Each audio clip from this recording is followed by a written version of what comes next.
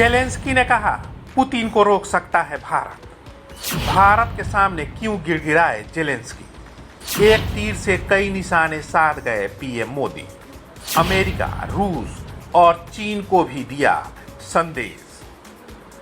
भारत के प्रधानमंत्री नरेंद्र मोदी की यूक्रेन यात्रा पर दुनिया की नजरें टिकी थी। वहीं पीएम मोदी अपनी एक दिवसीय यात्रा पूर्ण करके यूक्रेन से वापस लौट गए हैं। इस दौरान उन्होंने यूक्रेन के राष्ट्रपति जेलेंस्की के साथ द्विपक्षीय बैठक की। राष्ट्रपति जेलेंस्की ने यूक्रेन रूस के बीच चल रहे युद्ध को खत्म करने के लिए भारत की भूमिका को लेकर बड़ा बयान दिया है। जेलेंस्की ने कहा कि भारत बड़ा देश है जो पुतिन को रोक सकता है। जेलेंस्की ने यह भी कहा कि भारत अपनी भूमिका निभाएगा। मुझे लगता है कि भारत ने यह पहचानना शुरू कर दिया है कि यह सिर्फ युद्ध नहीं है, यह एक व्यक्ति पुतिन का एक पूरे देश यूक्रेन के खिलाफ असली युद्ध है। आप एक बड़े देश हैं, आपका प्रभाव बहुत बड़ा है और आप पुतिन को रोक सकते हैं और उनकी अर्थव्यवस्था को रोक सकते हैं, उन्हें वास्तव में उनकी जगह पर ला सकते हैं। प्रधानमंत्री नरेंद्र मोदी के साथ अपनी बैठक पर यूक्रेनी राष्ट्रपति जेलेंस्की ने कहा कि यह बहुत अच्छी बैठक हुई है और यह ऐतिहासिक बैठक थी। मैं प्रधानमंत्री के आने के लिए उनका बहुत आभारी हूँ। यह कुछ व्यवहारिक कदमों के साथ एक अच्छी शुरुआत है। अगर प्रधानमंत्री मोदी के पास शांति पर कोई विचार है तो हमें इस पर बात करने में खुशी होगी। मोदी पुतिन से ज्यादा शांति चाहते हैं। समस्या यह है कि पुतिन इसे नहीं चाहते।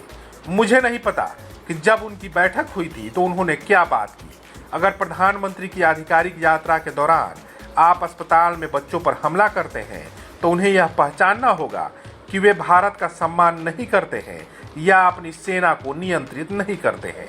इसका मतलब है कि वे भारतीय प्रधानमंत्री का सम्मान नहीं करते हैं। इसलिए मेरे लिए वे बहुत स्पष्ट हैं। वे अपनी रूसी टीवी शो जितने स्मार्ट नहीं हैं। भारत और रूस के बीच तेल को लेकर बहुत महत्वपूर्ण अनुबंध है। इसको लेकर यूक्रेनी राष्ट्रपति ने कहा कि पुतिन को अर्थव्यवस्था खोने का डर है।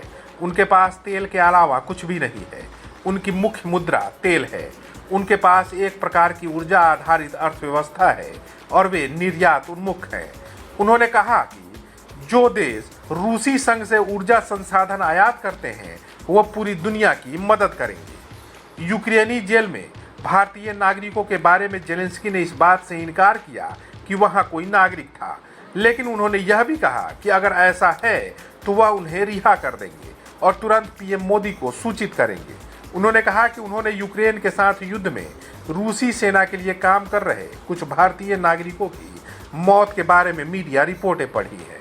पीएम मोदी ने यूक्रेन की धरती से एक ग्लोबल नैरेटिव दिया है। उन्होंने स्पष्ट कहा है कि भारत युद्ध का नहीं, बुद्ध का देश है।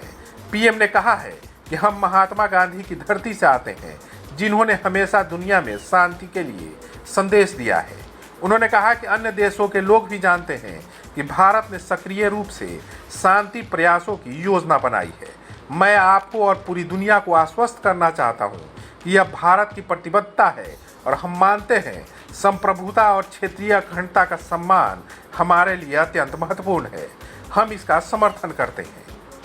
आज के लिए बस इतना ही, लेकिन अगले अंक में किसी और मुद्दे पर चर्चा करेंगे और तफसील से इसके बारे में जानकारी देंगे। अभी तक आपने कलम इंडिया न्यूज़ को सब्सक्राइब नहीं किया तो कर लीजिए और शेयर करना भी न भूलें।